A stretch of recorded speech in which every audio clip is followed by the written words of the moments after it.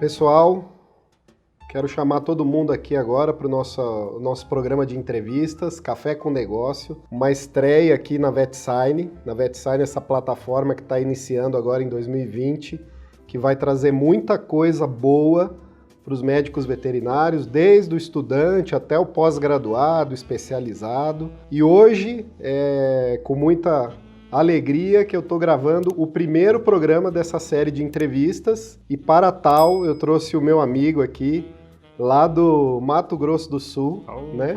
Campo Grande, o Gustavo, que é médico veterinário, Gustavo Johnny Holland, médico veterinário, tem um laboratório de análises clínicas lá em Campo Grande, que chama CEMEV, né? CEMEV, né, Gustavo? Isso. E tem a empresa Empreende Vet, que leva empreendedorismo aí pro médico veterinário do país inteiro, tá? Muito obrigado, Gustavo. Você veio lá de longe, pegou o avião, chegou cedinho aqui hoje, né? Passou o dia aí passeando por São Paulo, eu vi que você foi na livraria, né? Gosta muito de livro, Gustavo gosta muito de livro, o livro é muito bom para o crescimento. Apresenta um pouquinho para o pessoal, conta a tua história, como que você chegou até esse momento aqui com a gente. Legal. Bom, primeiro eu quero agradecer o seu convite, Márcio.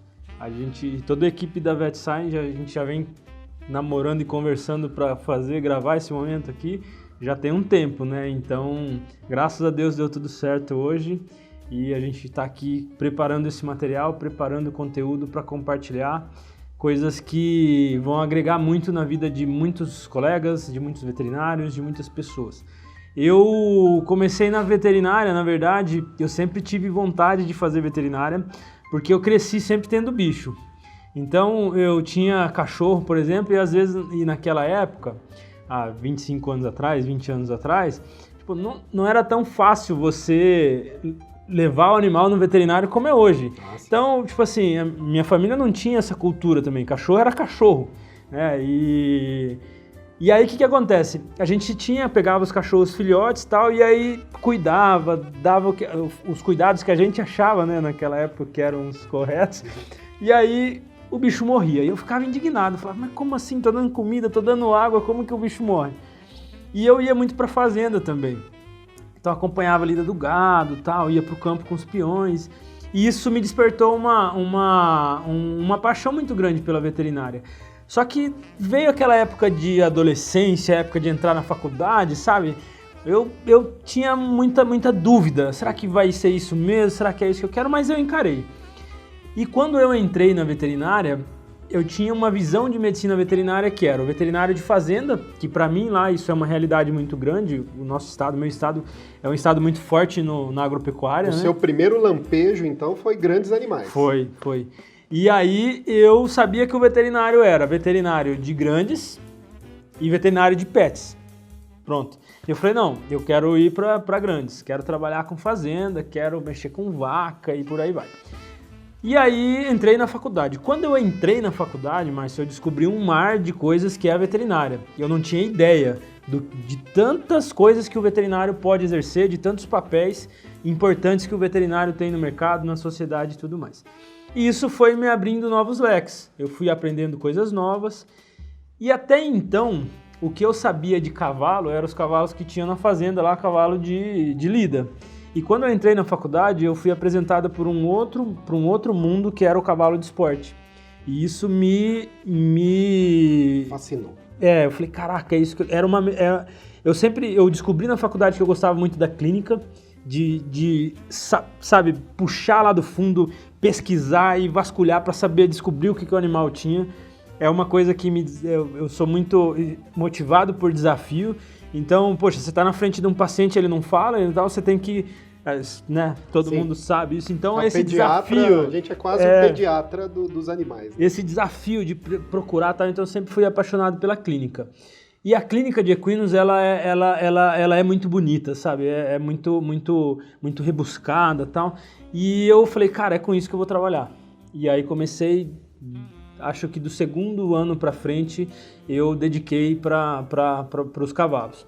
E nesse meio período, acompanhei muita coisa de pet também na faculdade, fiz estágio no hospital e tal.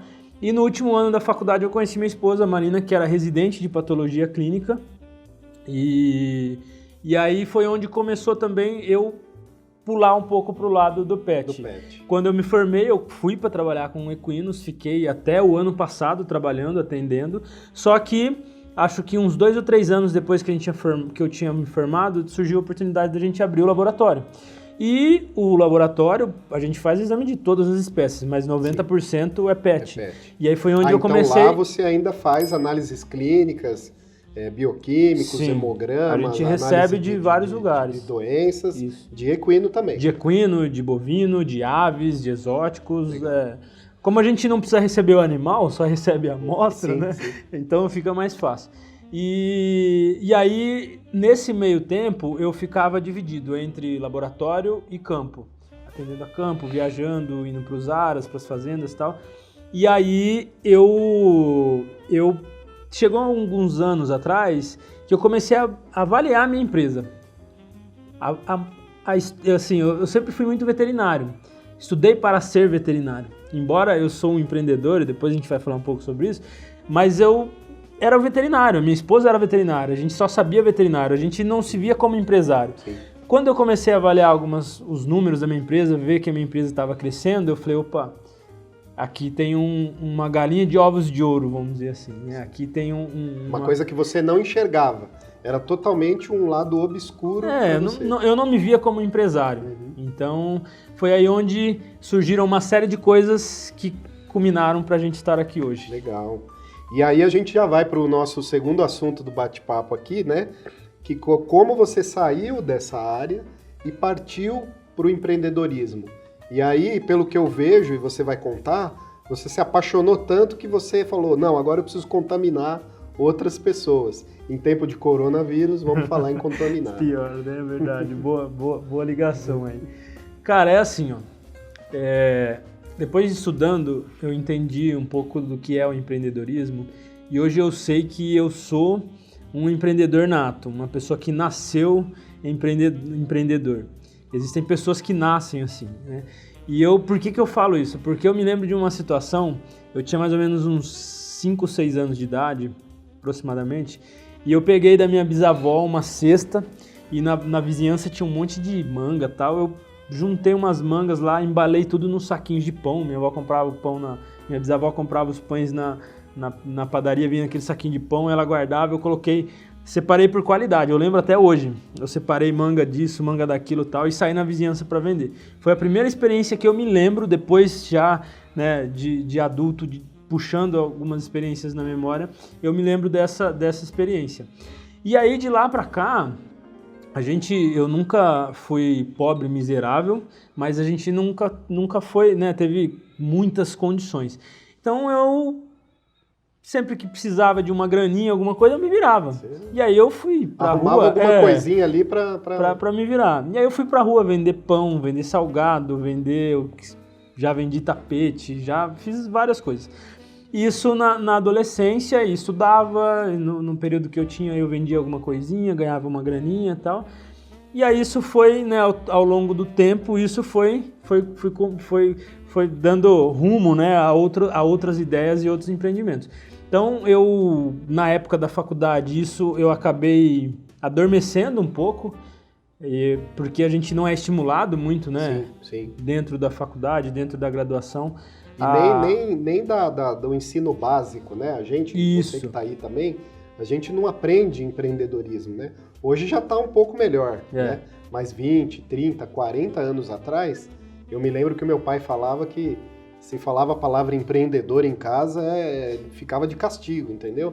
Tinha que ir para uma firma, ficar lá, morrer na firma, entendeu? Até aposentar. Era muito risco, né? A estabilidade e tal.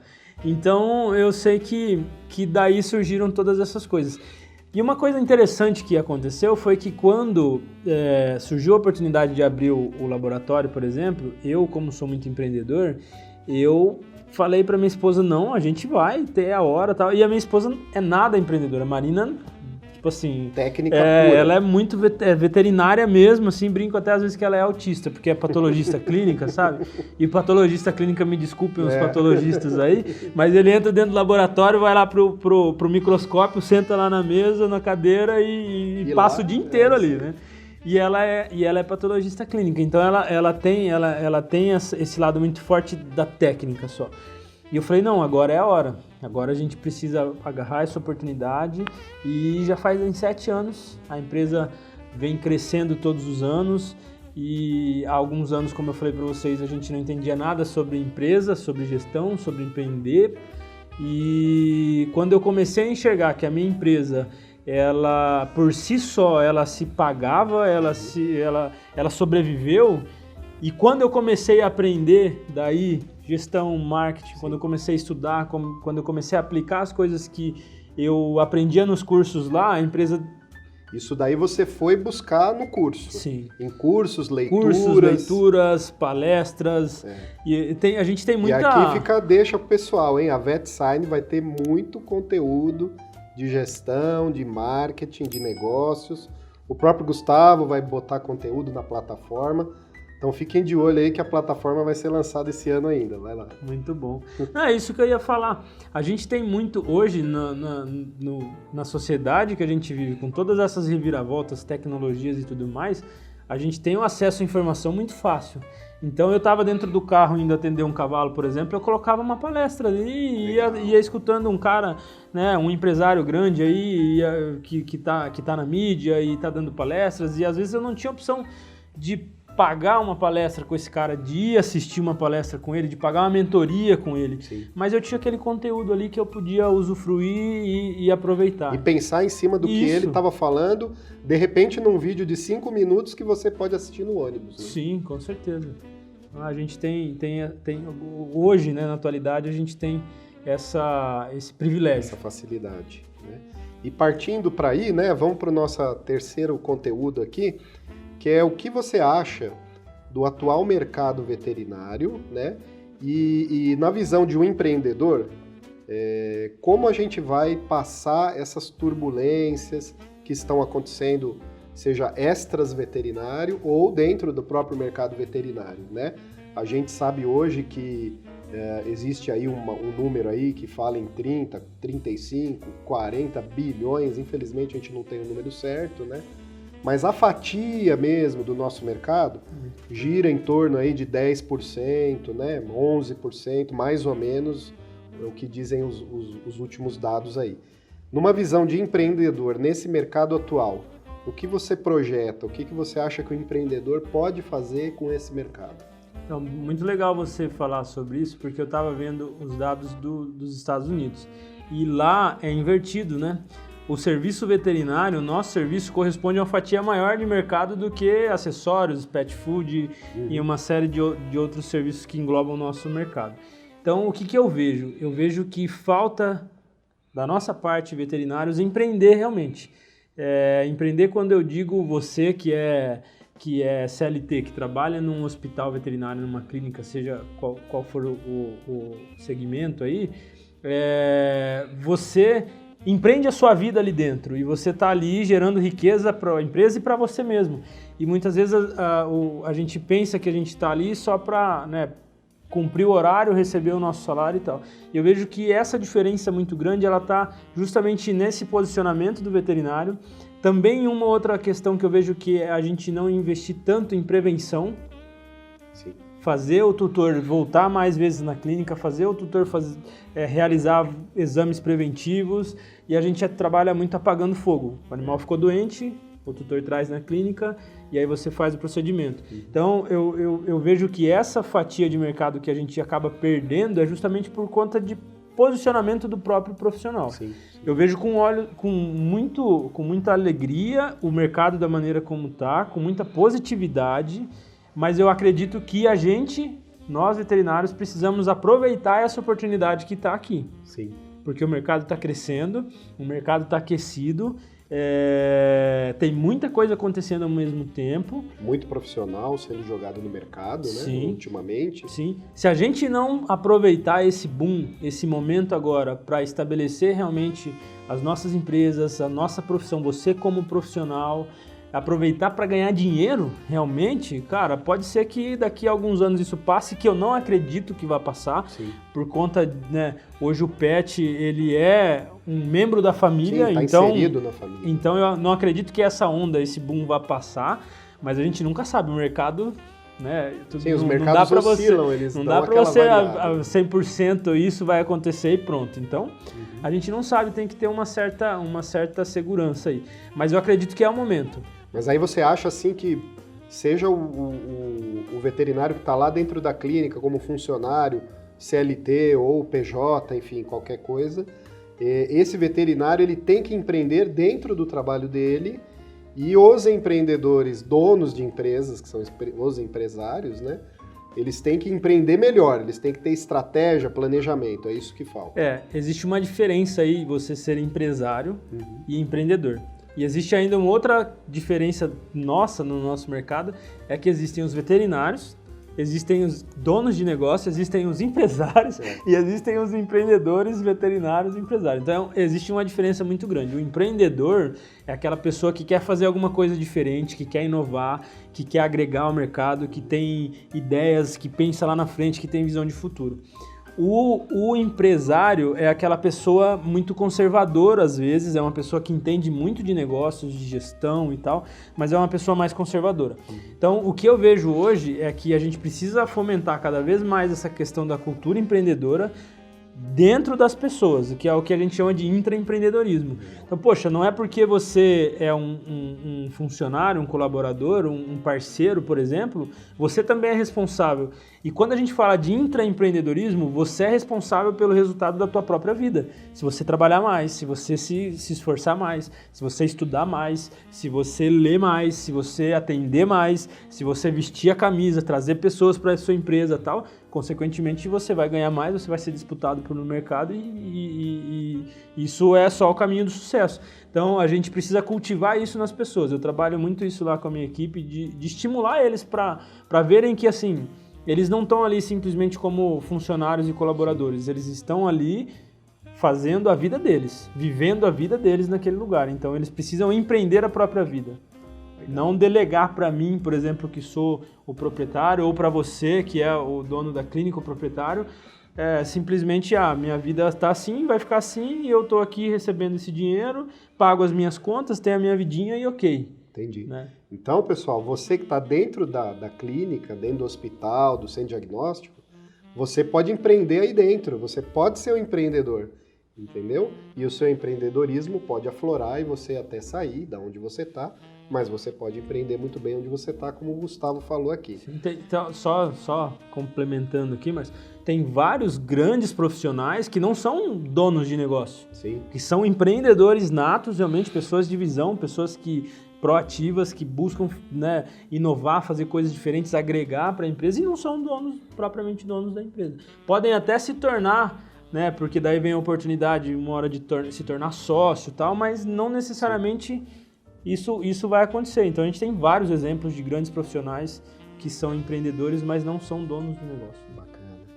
E, Gustavo, na sua visão, assim, né, a gente já conversou um pouquinho aqui, o médico veterinário, para ele se atualizar, tanto na área empreendedorismo, quanto na área técnica, né? Você vê, assim, o mundo online como uma grande oportunidade? E eu não estou falando aqui de graduação, porque graduação esquece, tá? EAD em graduação não existe. Eu estou falando em aperfeiçoamento e, de repente, até uma pós-graduação, alguma coisa. Você acredita muito nesse mundo online? Qual que é a tua visão enquanto empresário e empreendedor? Olha, eu acho que a gente não tem como fugir. É um caminho sem volta.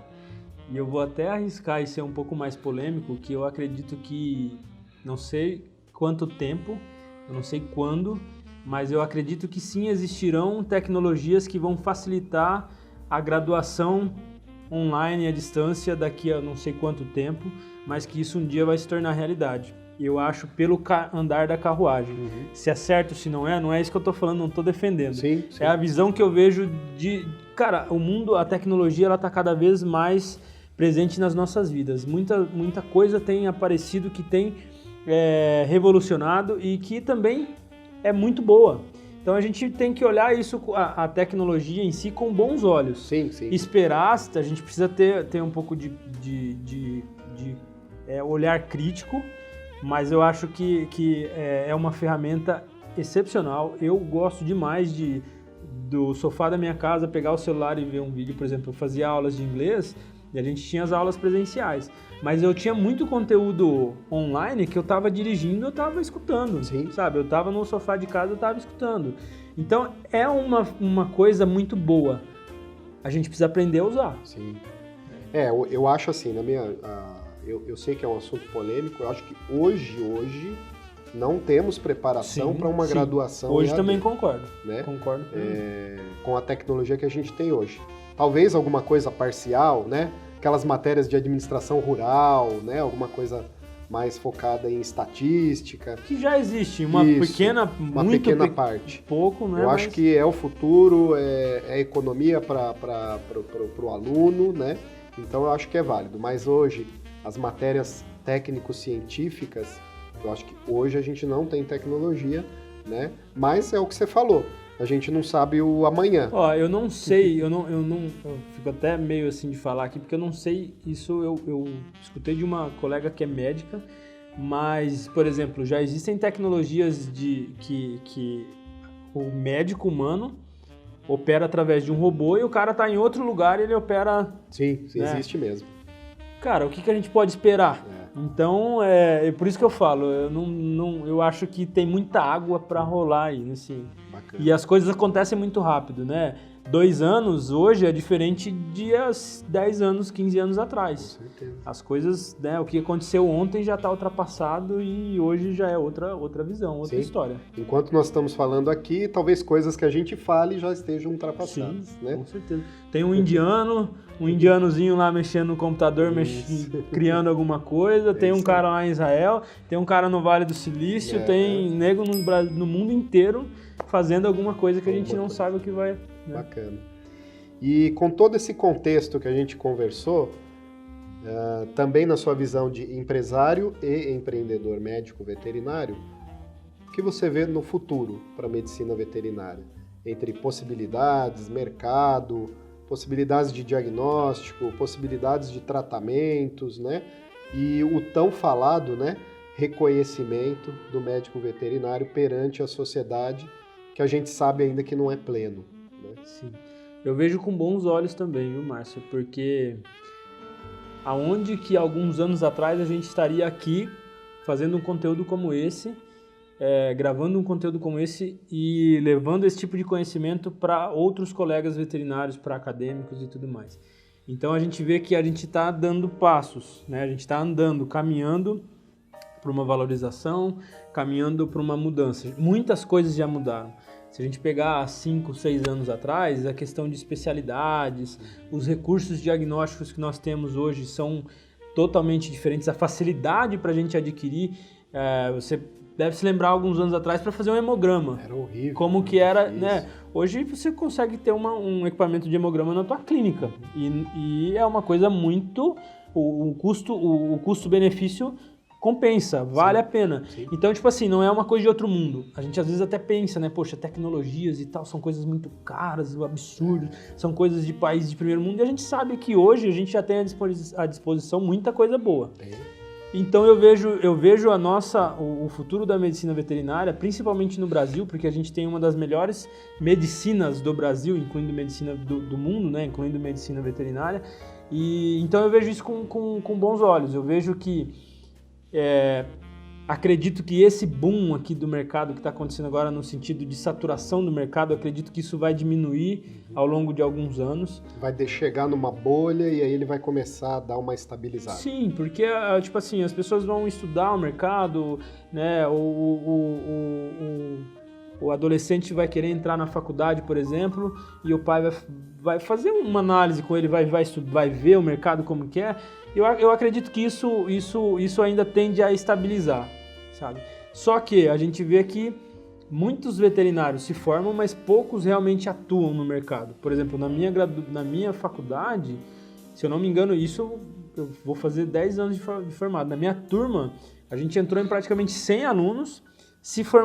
Acho que da minha turma mesmo foram 23 e que estão atuando, cara, eu acho que deve ter uns 10, 12 no máximo. A porcentagem foi só diminuindo, né? Mas eu vou falar para você que isso aconteceu na minha turma também.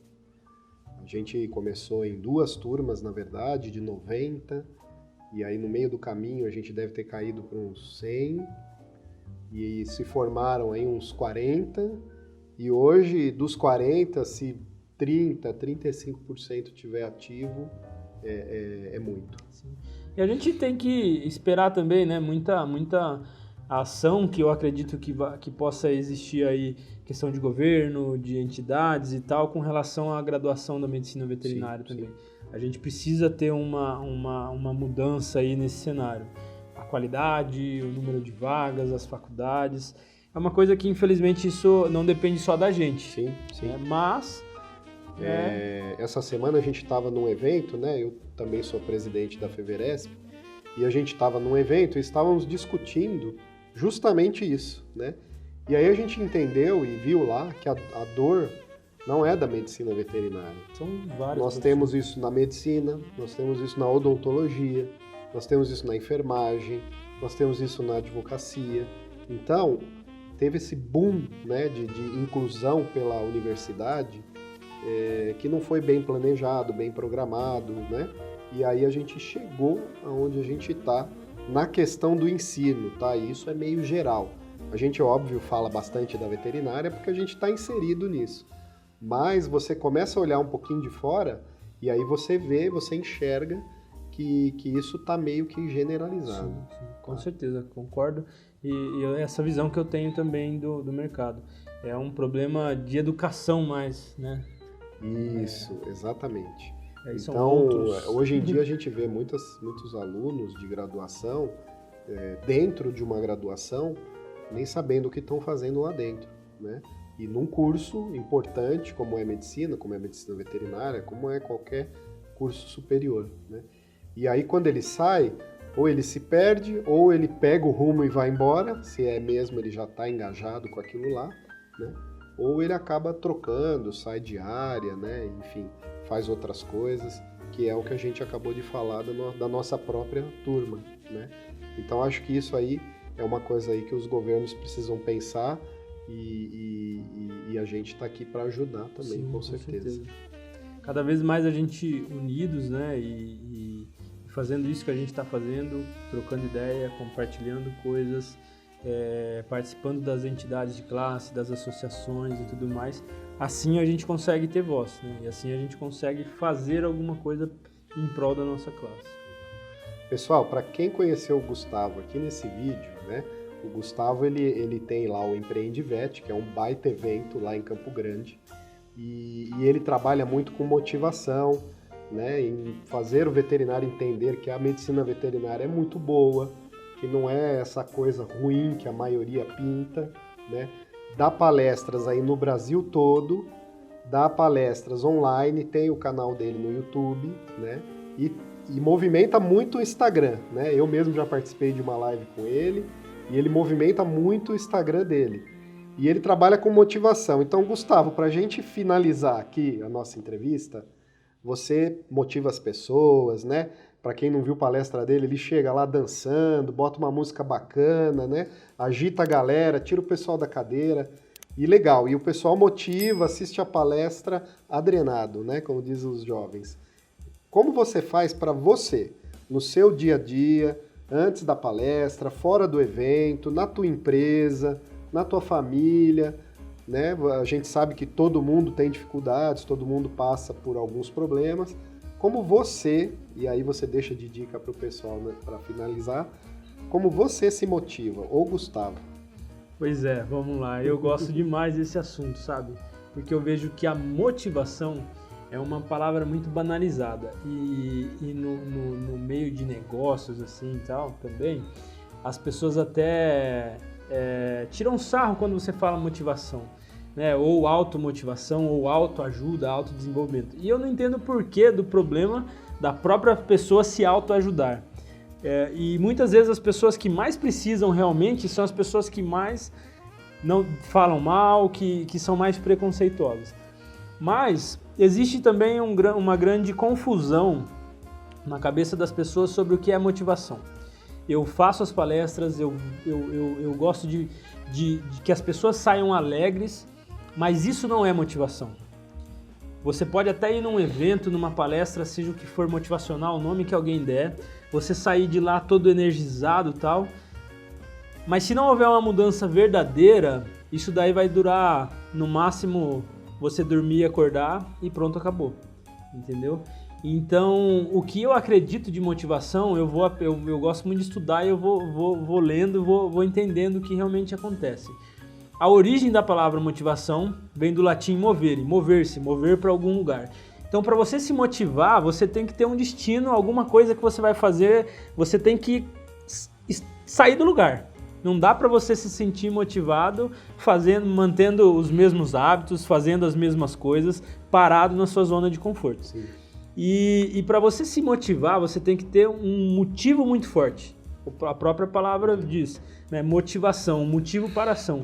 Então eu me sinto motivado todos os dias sabendo que eu faço parte de uma profissão maravilhosa, que tem um papel muito lindo dentro da sociedade, que não é apenas cuidar daquele paciente, daquele animal que está ali na frente, é uma família, é a alegria ou a tristeza de uma família que está ali, é o alimento de uma pessoa, o próprio alimento que vai estar na minha mesa, que está ali com todas as qualidades, livre de qualquer, né, doença, infecção, alguma coisa do tipo, contaminação e por aí vai. Então eu acredito que o que me motiva é saber que eu faço parte de uma coisa muito maior do que até eu mesmo consigo definir, entendeu? É complicado isso, porque essas coisas elas são muito sentidas pelo lado direito do nosso cérebro, que é o lado emocional. O lado racional, que é o lado esquerdo, que é o responsável pela linguagem, ele não consegue traduzir isso. Por isso que a gente tem muita dificuldade de falar o que você está sentindo, quais são as emoções. E é difícil você falar isso também. Poxa, é difícil falar da veterinária, cara. A veterinária, como falei para vocês no início, eu não tenho uma família rica, nem uma herança de alguém. O que eu tenho hoje, eu construí da veterinária. Eu construí da minha profissão, eu construí com a minha empresa e eu estou construindo tudo isso vivendo da veterinária. E mais ainda, a minha empresa vive de veterinários, porque a gente presta serviço para outros veterinários.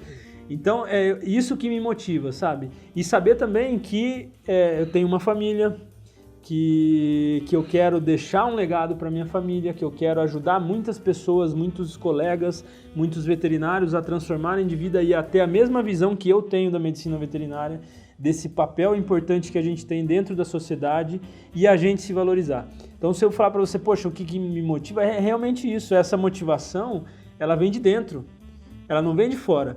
E aí, quando ela vem de dentro, você entende que você precisa tomar algumas atitudes para se manter motivado. Aí é outros 500, que aí entra a disciplina, e aí quando você começa a estudar e a ler algumas coisas, você começa a ver, poxa, eu me exercitar ajuda muito para me manter motivado, para liberar uma série de hormônios neurotransmissores, serotonina e por aí vai, que me mantém mais alegre, me mantém mais criativo, me mantém mais ligado. Então, por isso que eu vou lá, quem me acompanha nos stories, de manhã eu vou correr, eu vou para academia, eu acordo cedo, eu gosto de fazer essas coisas, e aí, galera, tal, é porque não é uma coisa normal. Sim. Hoje é uma coisa normal, só que há um tempo atrás já foi uma coisa muito difícil.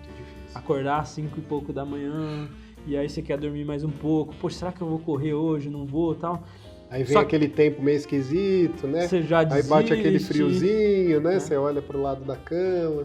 Então, poxa, eu vou começar um negócio, como, por exemplo, a gente está aí com esse projeto do Empreendivete.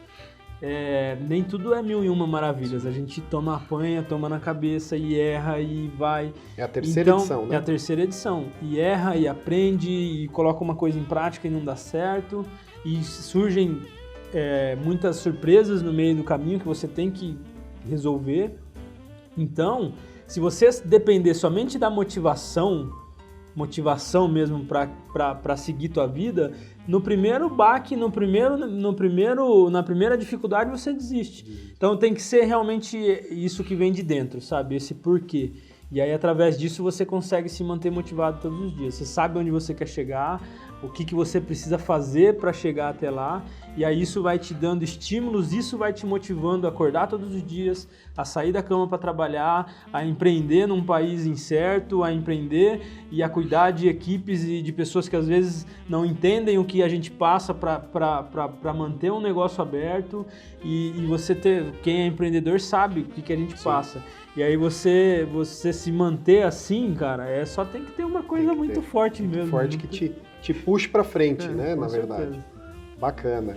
Então, pessoal, olha, a motivação, né, ele deixou aqui um insight muito bom.